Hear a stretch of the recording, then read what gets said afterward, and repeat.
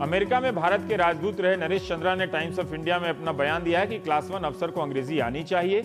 English comprehension के सवाल second या थर्ड डिवीजन से 10वीं पास करने वाला छात्र भी हल कर सकता है। नागालैंड, मिजोरम और मेघालय में तो अंग्रेजी ही आधिकारिक भाषा है। सरकार को समझना चाहिए कि अंग्रेजी जरूरी है।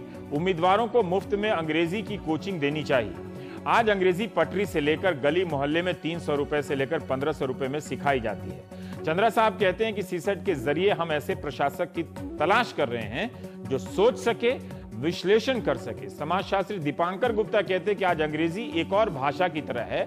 उनके कहने का मतलब है कि आज की अंग्रेजी को आप ब्रिटिश हुकूमत के लाट साहबों की अंग्रेजी ना समझें।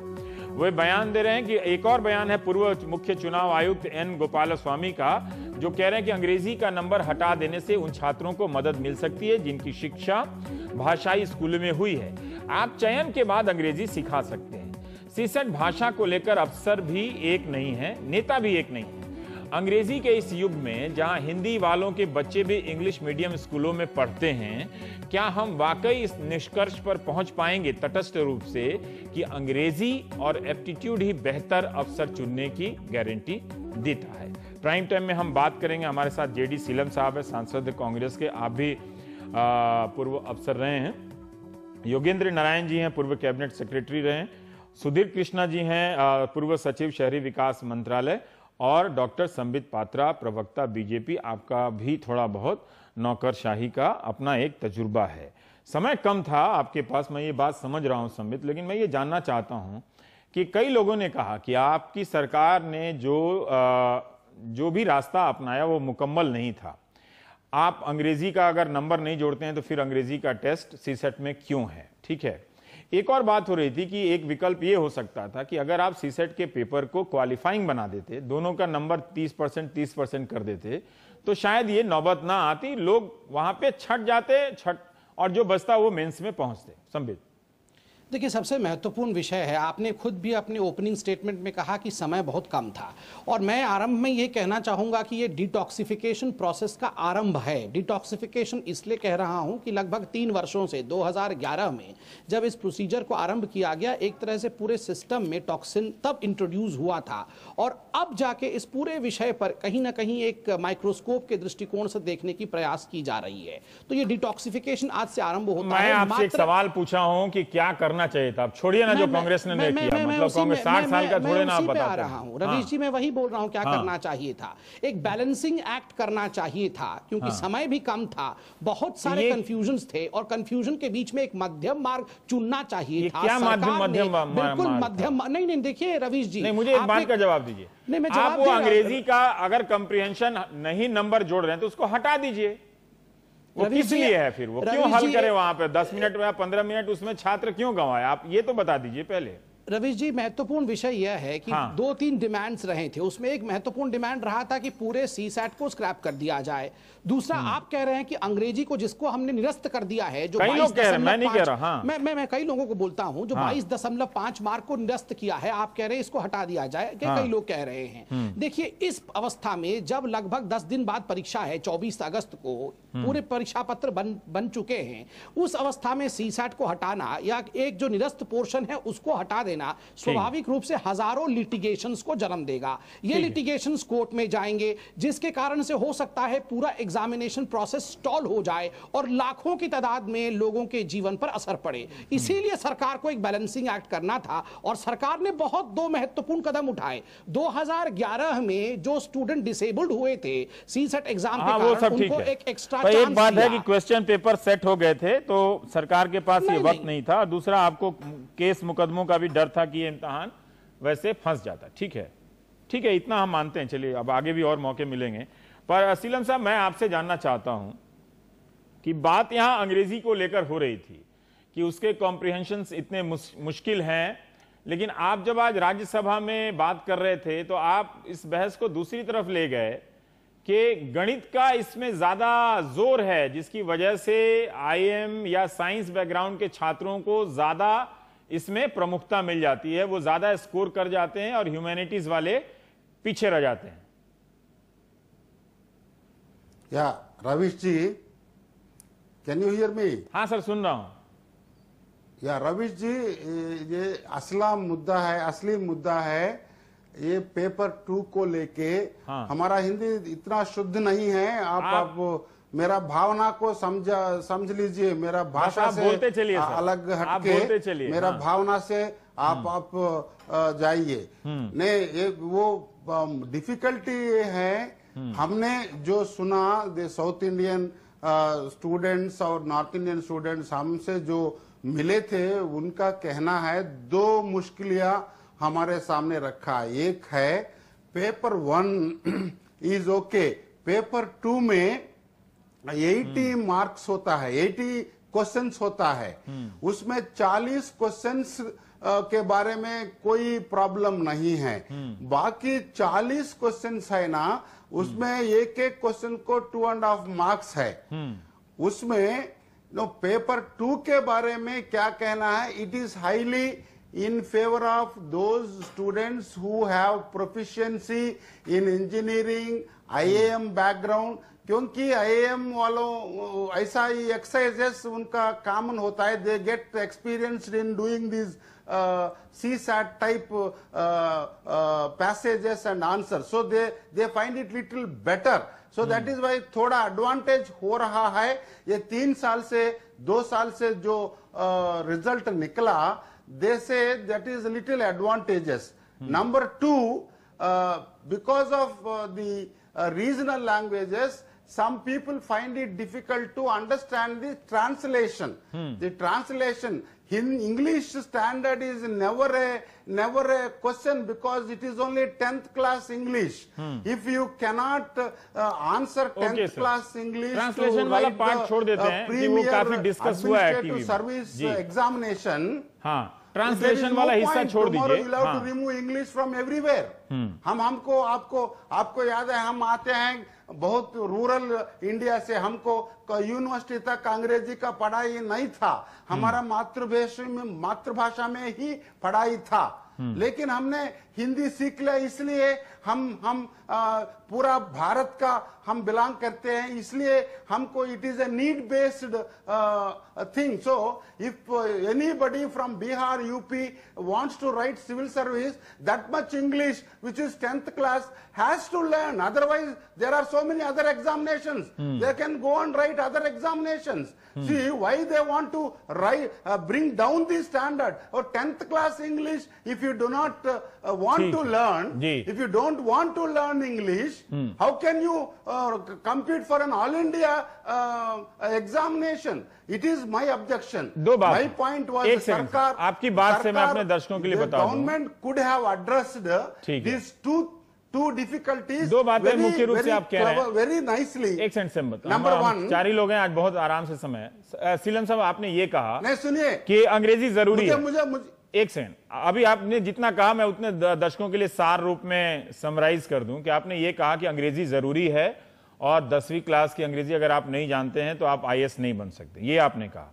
दूसरी बात आपने नहीं, वो सुनिए, मेरा Kumar ji, let me complete. हाँ, प्लीज कंप्लीट। कहिए सर, कहिए। नो, मेरा मतलब है कुछ दिक्कत है तो भी जो दो हिंदी पढ़ाने वाले भाई बहनों को कुछ दिक्कत है तो वो 9 मार्क्स है ना, द इंग्लिश कॉम्प्रहेंशन का नेगेटिव मार्क्स हटा दीजिए, उनको राहत मिलेगा।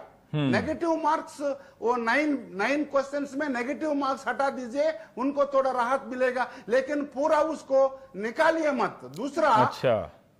दूसरा पेपर 2 में 70 मार्क्स आना चाहिए, पेपर 1 में 30 आना चाहिए। सो द 70 उनका वेटेज से थोड़ा साइंस बैकग्राउंड वालों को एडवांटेज मिल रहा है, उसको थोड़ा 50% नीचे लाइए, ताकि दोनों बराबर का उत्तर मिलेगा। But don't throw the baby with the bath water. आपको लगता है कि सीसेट जरूरी है? No student can choose the examination, what examination he should undergo. This is a not correct thing. कुल मिला के I would like to tell you, this government, instead of addressing these 2 issues, they have only addressed the issue of the Hindi students by completely removing English and raising a controversy all over India. Instead of solving the problem, CM साहब, मैं एक और सवाल पूछ लेना चाहता हूं, फिर संबित आप, we don't want it. We are learning Hindi. We are learning Hindi because we feel we are Indians. Why don't UP Bihar learn a South Indian ये तो बात है language as per सर। इस सवाल पे तो मैं शर्मिंदा हो गया, मैं नहीं जवाब, मेरे पास जवाब नहीं। आज ही इकोनॉमिक टाइम्स में मैं पढ़ रहा था कि जो 3 भाषा का जो फॉर्मूला था उसको हिंदी प्रदेशों ने संस्कृत के लिए इस्तेमाल किया, और तीसरी भाषा जो और किसी हम दक्षिण की भाषा सीख सकते थे या बांग्ला सीख सकते थे वो हम नहीं सीख पाए। पर आपकी ये चोट बिल्कुल सही जगह पे है। लेकिन मैं एक और संक्षेप में इसका बहुत कम में आप जवाब दीजिए कि संबित कह रहे हैं कि हमारे पास समय कम था, ठीक है, अगर वो क्वेश्चन पेपर छप गए थे, ठीक है, तो अब उसको बदलने का भी समय नहीं था। तीसरा, अगर इस पेपर को टेम्पर करते बहुत ज्यादा तो लिटिगेशन में सारे मामले फंस जाते। इस पर आपका क्या कहना है? अभी टिंकर नहीं करना है, एज इट इज एग्जाम करवाना है।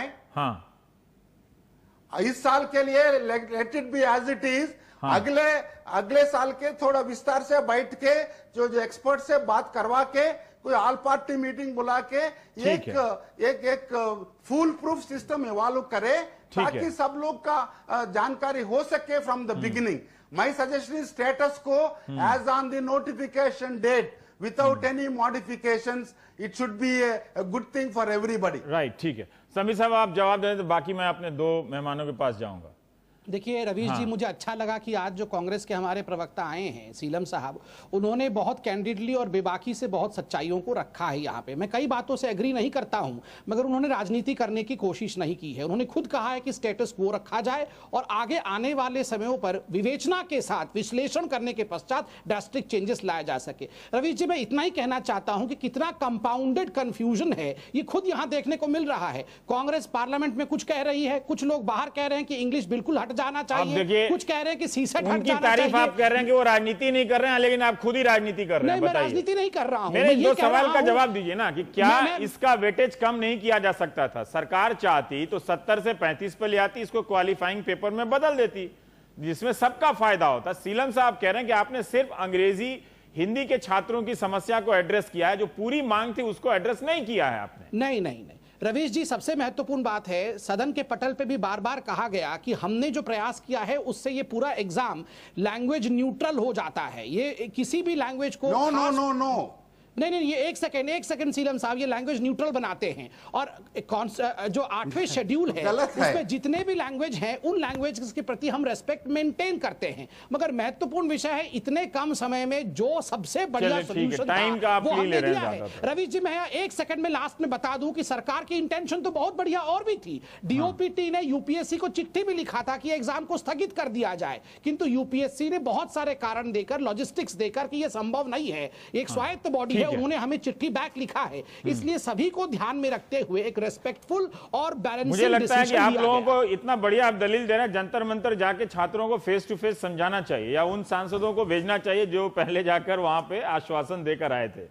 योगेन जी, मैं एक बात जानना चाहता हूं, मैं अपने दर्शकों को उस दिशा की तरफ ले जाना चाहता हूं कि अब ये एक बहस इस पे चल रही है कि सीसेट जरूरी है या नहीं है,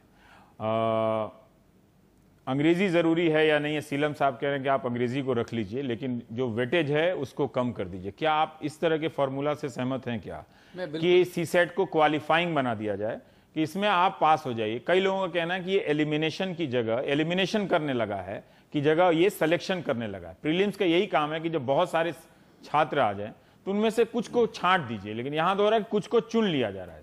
मैं बिल्कुल सहमत नहीं हूं और मेरी राय में देखिए, जो भी एग्जामिनेशन होता है सिविल सर्विसेज का, आपको ध्यान रखना पड़ेगा कि सिविल सर्वेंट की क्या आवश्यकता है, क्या जरूरतें हैं to be a good civil servant. मैं इस पे आता हूं, पर ये अभी सरकार के पास क्या ये विकल्प आजमा सकती थी सरकार कि वेटेज कम कर देती, इसको क्वालिफाइंग पेपर में बदल सकती थी, इसको समाप्त कर सकती थी? बिल्कुल नहीं कर सकती थी। देखिए, एक चीज और हम लोग भूल रहे हैं कि ये जो एक्सपर्ट कमिटीज जो बैठी थी, एसके खन्ना कमेटी रिपोर्ट, जिसके आधार पर सीसेट इंट्रोड्यूस हुआ था, उसमें एजुकेशनलिस्ट थे, उसमें गवर्नमेंट के भी लोग थे और उस समय की गवर्नमेंट ने एक्सेप्ट भी किया उसके रिकमेंडेशंस को, क्योंकि जरूरत थी एक एप्टीट्यूड टेस्ट की कि भाई क्या ये अच्छा सिविल सर्वेंट बन सकता है।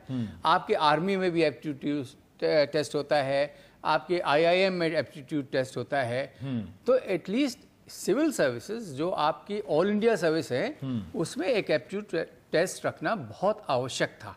और ये देखिए आपको एक अंतर रखना पड़ेगा, ये कोई ऑल इंडिया सर्विसेज का इम्तिहान है, ये कोई यूपी सिविल सर्विस इम्तिहान नहीं है, ठीक है, ना बिहार सिविल सर्विस इम्तिहान है, ये ऑल इंडिया सर्विसेज का है। पर मुझे एक बात बताइए कि ये सीसेट क्या आपको लगता है कि ये साइंस या इंजीनियरिंग के छात्रों को फायदा पहुंचाता है, क्योंकि ये एप्टीट्यूड वगैरह की चीजें उसी स्ट्रीम के ज़्यादा उसको हेल्प आती हैं उनकी तरफ से? ये बिल्कुल गलत है ये कहना कि सिर्फ मैथमेटिशियंस को हेल्प करेगा या साइंटिस्ट को हेल्प करेगा, इससे मैं बिल्कुल सहमत नहीं हूँ। आपके ज़माने में ये जनरल स्टडीज में मेंस में हुआ करता होगा, एप्टीट्यूड का हिस्सा तो था ही, ऐसा नहीं था कि नहीं था।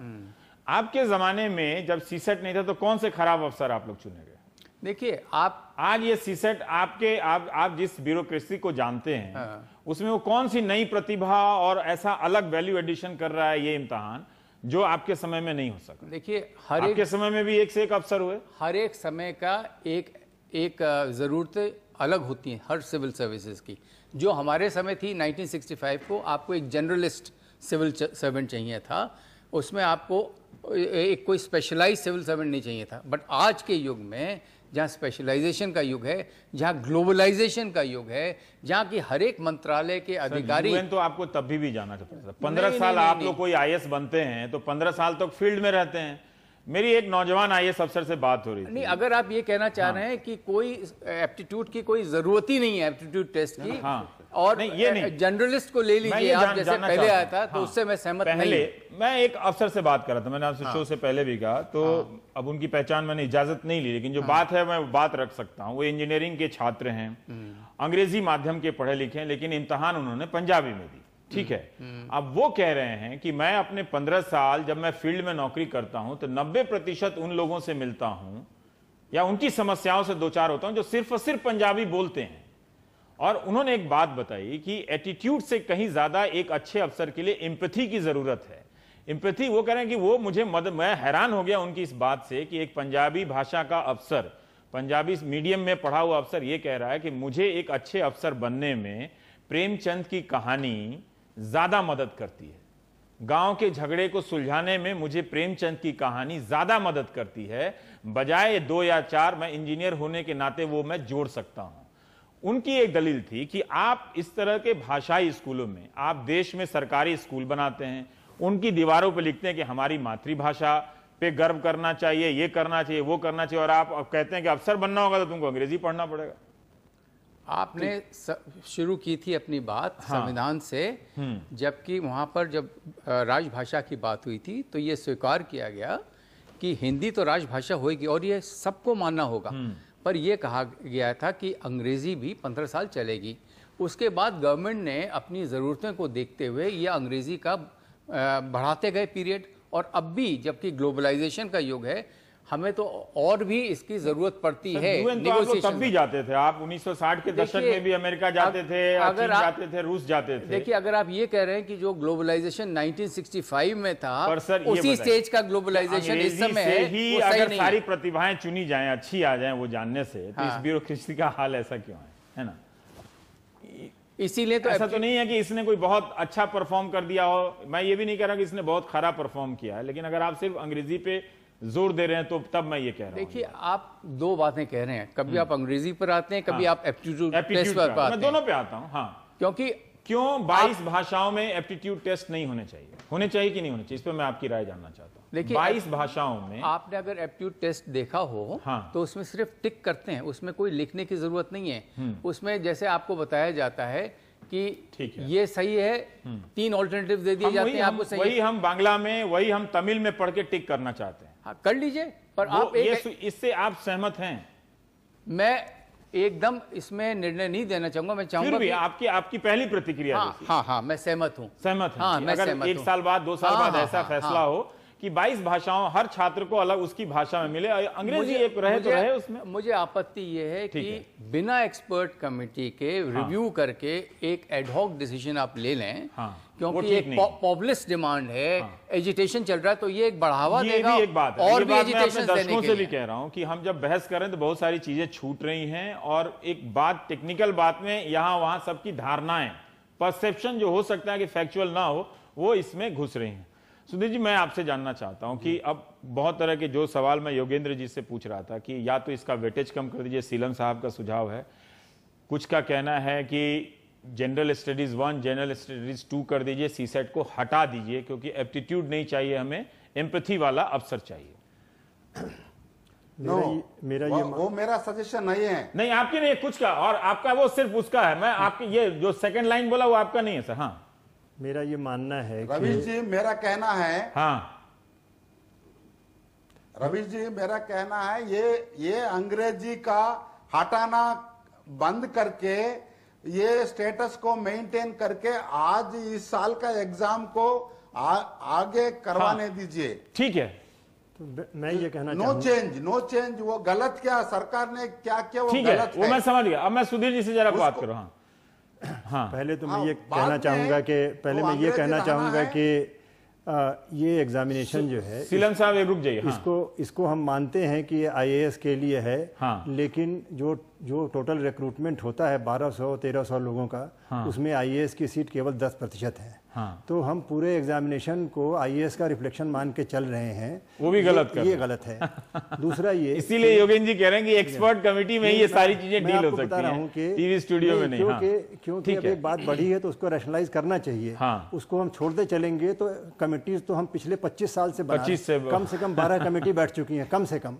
ये बात जो है, इसलिए हमको बेसिक मुद्दों को छोड़ना ठीक नहीं है। एजिटेशन है, उसको कैसे हैंडल करना है वो एक बात है, लेकिन बेसिक मुद्दा एक तो ये है कि ऑल इंडिया सर्विसेज जो हैं, जो कि 3 हैं आज के दिन में, वो एक ऑल इंडिया सर्विसेज एक्ट से गवर्न होती हैं, और वो एक्ट जो है उसमें ये भी लिखा हुआ है कि जो प्रोसीजर फॉर रिक्रूटमेंट है वो राज्यों से मशविरा करके तय किया जाएगा। ठीक है, लेकिन राज्यों से मशविरा करने के बजाय अगर हम पब्लिक में भीड़ भाड़ से मशविरा करते रहेंगे तो ये प्रोफेशनल कंसल्टेशन नहीं हुआ। एक पॉइंट ये, ठीक, एक राइडर लगा दिया आपने, सही। दूसरा ये है कि हर एक सर्विस के लिए आवश्यकताएं अलग हैं। जो आवश्यकताएं एप्टीट्यूड की और नॉलेज की, जो रेलवे सर्विस के लिए है, या डिफेंस स्टेट सर्विस के लिए है, या पोस्टल अकाउंट सर्विस के लिए है, वो आईएएस के लिए नहीं है, और वाइस वर्सा।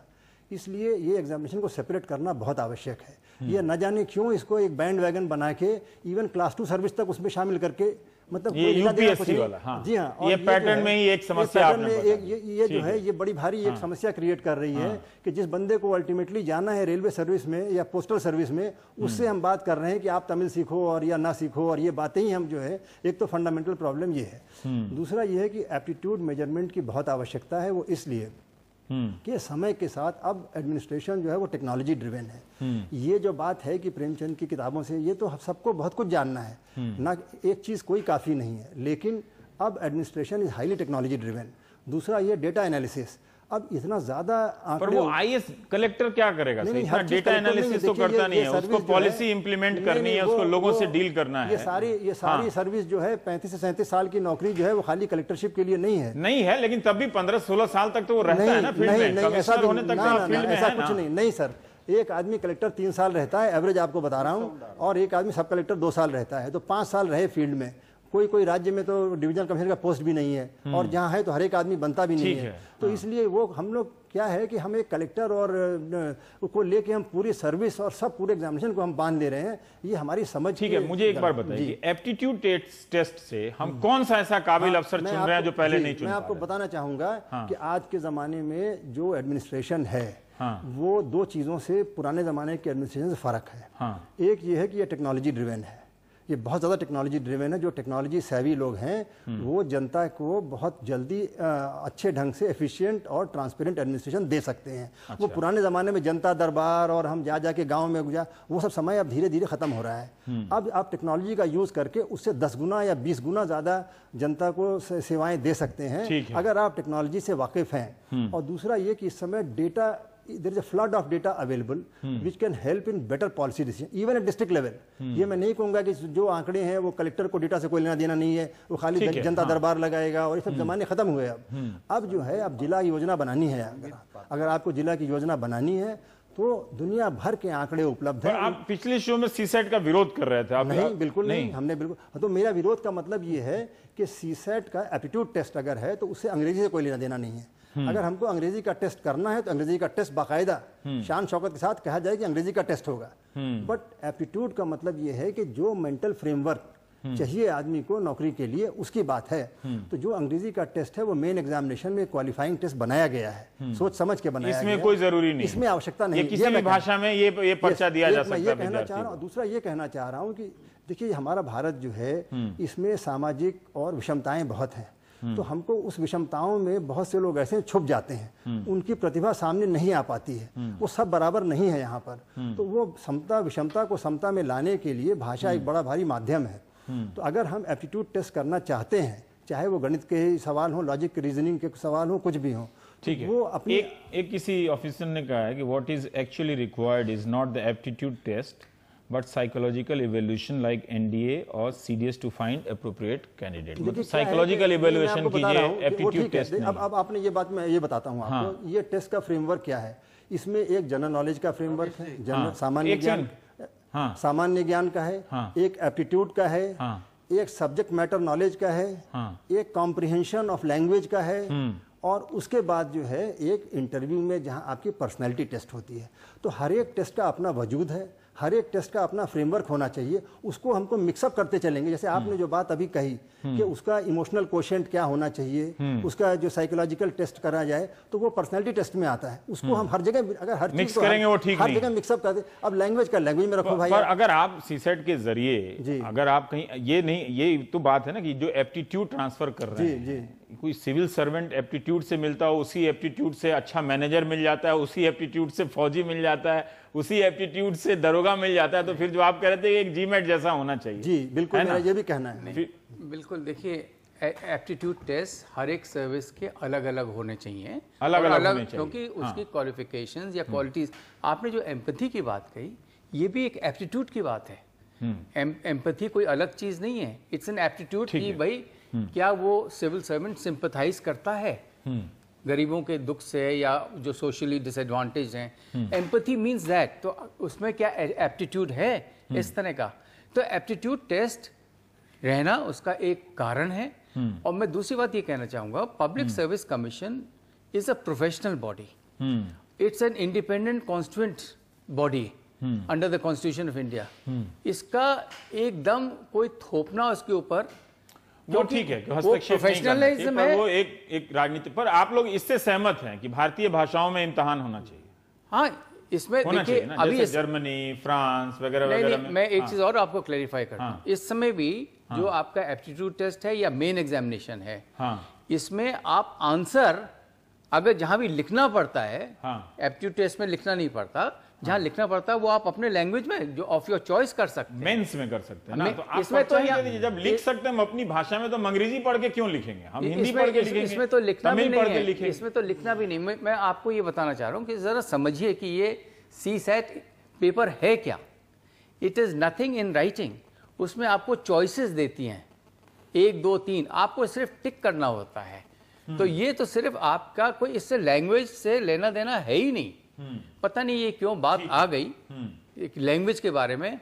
और आपने देखा भी कि जब आपने नाइंसाफियां बहुत तरह के पता चलने लगी, फिर इससे कभी इस तरह से यूपीएससी के इम्तिहान की भाषा चौहान साहब वहां पर धरना देते रहे, कोई पूछने नहीं जाता था। गिनीज बुक ऑफ हम लोगों के जमाने में।